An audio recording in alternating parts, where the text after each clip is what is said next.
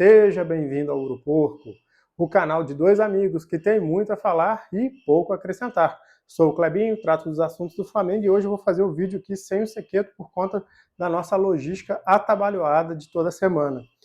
Vamos falar nesse vídeo aqui sobre a vitória de 1-0 do Flamengo sobre o Internacional, mas antes disso eu gostaria de pedir a você que já deixasse o like logo no começo do vídeo, porque se deixar para o final você esquece. Se inscreva no canal caso não seja inscrito, compartilhe o nosso vídeo com todo mundo que você conhecer e deixe nos comentários aqui alguma coisa, a gente sempre interage com todo mundo e faz muita diferença para nós. Então, bora pro vídeo. Já peço desculpas aqui, pessoal, antecipadamente por conta da minha voz. Estou no processo aqui, né, de melhora de uma amidalite.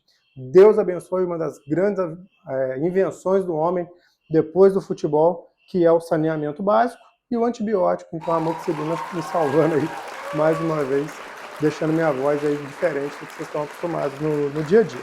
Mas falando agora aqui do que é importante, o Flamengo conseguiu uma vitória ontem por 1-0 no Maracanã sobre o Internacional de Porto Alegre, num jogo típico de Copas, né?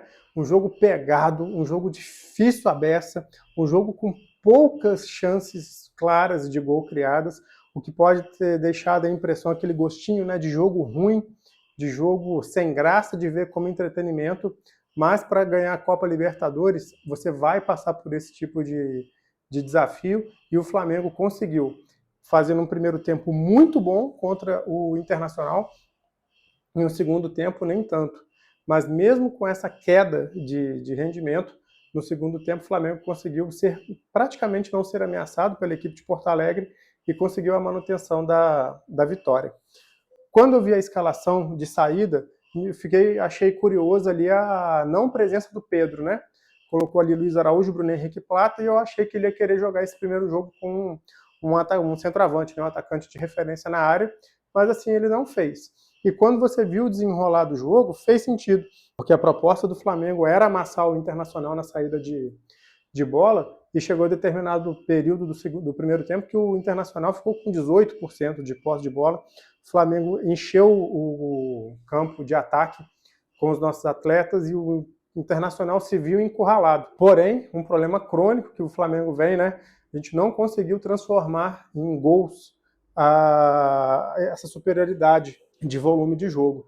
A gente teve uma boa defesa do goleiro Rocher, que é um baita de um goleiro, tá? O Internacional tem essa virtude no seu elenco, um goleiro de altíssimo nível, um chute do Luiz Araújo naquela jogada clássica dele, né, que ele corta para fora e bate de chapa, fazendo curva com a perna esquerda, mas o Rocher estava bem preparado, fez um defesão, e o nosso gol saiu de uma bola parada, né, um gol de Bruno Henrique, e o Flamengo, Bruno Henrique, né, velho, cara especial na nossa história, né, o Flamengo, ele chegou para nós em 2019, e desde então, por todos os momentos vitoriosos do Flamengo, fora o ano que ele esteve lesionado, tudo passa pelos pés, ou pela cabeça, né, de Bruno Henrique, porque o homem é muito decisivo.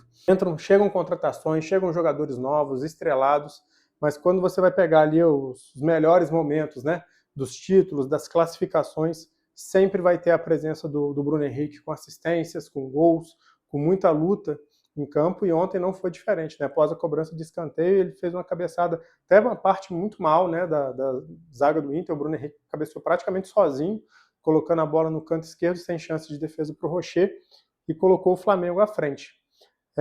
Pelo volume do primeiro tempo, eu acho que um 2-0 seria um placar bem justo para o Flamengo. Não criou para golear o Internacional, mas também eu achei 1-0 pouco para o que foi produzido.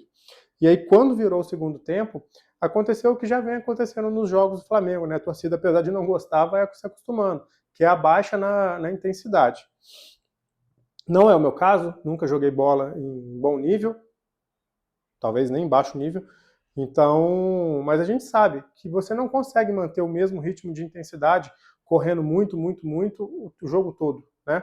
Então o Internacional, o Roger Machado fez mexidas táticas no Internacional, o meio de campo foi mais ocupado, o Internacional conseguiu controlar mais o jogo, apesar de não criar praticamente nada nos 20 minutos ali que teve de superioridade.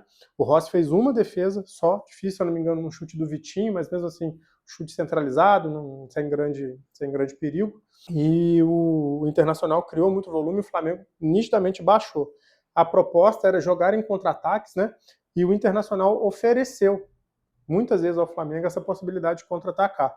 Mas a falta do Arrascaeta e desse jogador que consegue fazer essa transição com qualidade, a bola chegar inteira, criar espaços, né, para os atacantes conseguirem atacar a área, não aconteceu. Aconteceu muito pouco, um lance só que o Luiz Araújo conseguiu finalizar, mesmo assim chutou meio mascado, meio espirrando o taco ali, o Rocher fez uma defesa difícil, mas foi uma defesa que foi em cima dele, e o Flamengo ficou, muito da torcida ficou com aquele gosto de poderia mais, né? Poderia mais quando o juiz apitou. Tivemos a estreia, né, de Carrascal, que eu particularmente gostei, ele não foi tão exuberante ali, mas mostrou ter as suas qualidades, né, o drible curto, conseguiu achar boas infiltrações com passes ali. Eu acho que, longe do que é o que o Arrascaeta faz, eu acho que o flamenguista vai se frustrar de achar que o Carrascal vai fazer o que o Arrascaeta faz, que eu acho que não é o caso, mas é mais um bom jogador no nosso elenco, né? A zaga muito segura, né? Léo Ortiz e Léo Pereira mais uma vez bem. O Emerson Royal, não gostei da partida dele, achei ele muito estabanado, né? Perdeu muita bola fácil, ficou em impedimento algumas vezes, não curti muito a partida dele. Já a partida do Alexandro, um prazer ver o Alexandro jogando pelo Flamengo, assim como o Jorginho, talvez a cabeça pensante desse time em campo, né? Como liderança técnica e de liderança entre os colegas. O Samulino, eu acho que o que acontece? Eu acho que ele está com uma autocobrança muito grande. Eu vejo ele sempre com um semblante tenso, né? Sendo que a torcida teve uma boa aceitação com ele não é vaiado, ele não é pressionado, mas eu acho que ele quer tanto dar certo que ele acaba se atrapalhando em muitas decisões que ele tenta durante o jogo ali, impedindo que o futebol muito bom que ele tem apareça na qualidade que a gente sabe que ele tem, né? Alan, o Alan é um cara complicado, porque o Alan ele só destrói. E para esse time do Felipe Luiz, só destruir é pouco. Né? O Alan é um zagueiro que constrói, um volante que constrói muito pouco e ele não consegue finalizar bem as jogadas. Né? A chance que ele teve de finalizar, ele chutou a bola muito longe. Eu via o jogo pela TV Globo, né? Na narração do Luiz Roberto. O Luiz Roberto deu uma debochada e falou: ei, meu Deus, esse gol do Alan que não vai sair nunca. Então a gente tem essa pendência com ele, né? E acabou o jogo. Eu feliz, né, aqui vendo o jogo ali de cama ainda, né, sofrendo os efeitos dessa amidalite. E aí, na hora que o juiz apitou, o som, pelo menos na televisão, né, que dava, era uma torcida, não era uma comemoração, era quase uma vaia. E aí aqui fica a minha reflexão sobre esse momento atual de torcidas do Brasil, mas falando agora do que me cabe, que é o Flamengo. Quando você vai ao estádio, eu pelo menos tenho essa percepção, você vai ao estádio para assistir um jogo de futebol? Vai. Eu gosto muito de assistir jogo de futebol. Mas uma das funções de você torcedor é você ir lá para empurrar seu time, fazer seu time ganhar. E eu tenho observado de uns tempos para cá, né, principalmente após essa fase vitoriosa, que parte da torcida do Flamengo de estádio, e do torcedor que não frequenta estádio também, ele mudou um pouco, né? Ele tem um nível de exigência que talvez não seja cabível para os níveis de futebol que nós temos aqui na América do Sul. O torcedor do Flamengo, muitos deles, né, não posso falar pela maioria, mas muito dele acha que o Flamengo, por conta do investimento que tem, ele tem que ganhar todos os jogos de 5-0, 80% de posse de bola, sem tomar nenhuma chance de revide do adversário. Se não for isso, ele reclama. O Flamengo ganha de 3-1. Vai lá, né? Tomou gol. Não podia ter tomado gol nesse investimento. Aí ganha de 1-0. Nossa lá, ganha de 1-0, mas podia ter feito 3, 4, 5.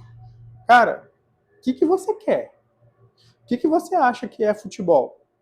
Nem nos torneios que vocês, a galera que gosta, né, de fora, Premier League, La Liga, Campeonato Alemão, que existem polarização ali de poucos times que concentram os títulos, tem essa vantagem. Então, grande, você acha que o Real Madrid ganha de todos os jogos de 5-0, jogando pra caralho? Gente, isso não existe. Acho que vocês perderam a mão.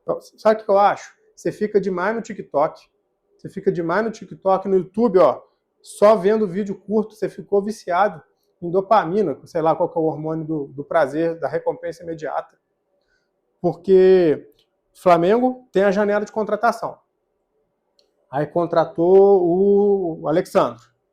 Ah lá, não, mas tem que contratar outro. Aí contrata o Danilo. Não, mas aí agora, beleza, contratou o Danilo. E agora, o que tem? Aí contratou o Jorginho. Ah, e agora? E agora? Meu filho, você sempre quer mais. É mais, é mais, é mais, é mais, é mais, é mais. Eu acho que nem a diretoria do clube tem essa exigência que o torcedor tem.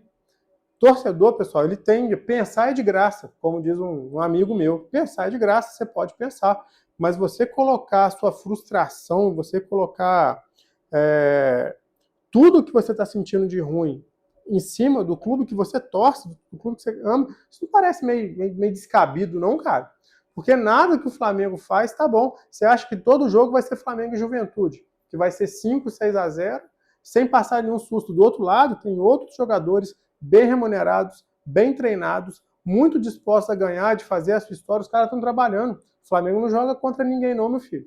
Libertadores é jogo puxado. Então, pelo amor de Deus, se você é esse tipo de torcedor, põe a mão na consciência, cara. Olha o que você está fazendo. Você está se tornando um torcedor chato. Mas não chato pro adversário, né? Que já é chato por si só, mas está sendo chato conosco, com quem é a sua comunidade de torcedores. Pensa bem se é isso mesmo, se você acha que é isso que tem que ser. Eu quero que meu time ganhe todos os jogos. Nunca foi assim. Nunca foi. Nem na época do Zico era assim, imagina agora. Com um time em reconstrução, né? O Flamengo perdeu um pedação da sua estrutura, né? Como perdeu o Gerson, perdeu o Wesley, perdeu vários jogadores, estão chegando outros, e o time está se reconstruindo, a gente vai mudando aqui, a gente vai aumentando a nossa qualidade, mas tudo tem um processo. E ontem a gente ganhou o jogo, a gente não perdeu, a gente ganhou de 1-0 de um adversário duro, que foi o Maracanã se defender no primeiro tempo, se defendeu muito bem. No segundo tempo tentou fazer uma proposta mais ofensiva, não conseguiu, por méritos do Flamengo, que se defende muito bem também. E é um jogo de Copa, você não ganha Libertadores. Nunca ganhamos, nós temos 3, né? E é bom que vocês não se esqueçam disso. Nós temos 3 títulos e eles não foram ganhados dessa forma. Sempre foi com muita luta e com muito sofrimento.